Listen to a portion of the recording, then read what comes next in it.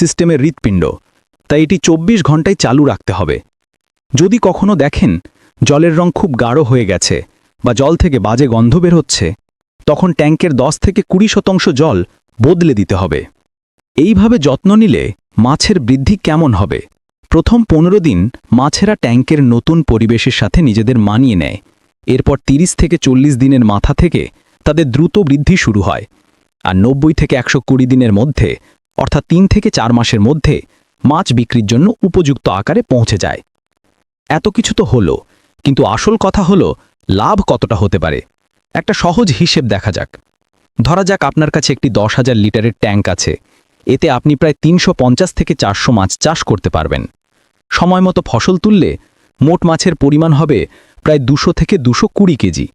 যদি প্রতি কেজি মাছের বাজার দর 150 থেকে 200 টাকা হয়, তাহলে একটি ট্যাঙ্ক থেকেই আপনার 10,000 থেকে 20,000 টাকা লাভ হতে পারে। আপনার যদি একাধিক ট্যাঙ্ক থাকে, তাহলে আয়ের পরিমাণও সহজেই বেড়ে যাবে। বায়োফ্লক পদ্ধতি গ্রামের পরিবেশে মাছ চাষের জন্য অন্যতম সেরা একটি উপায়।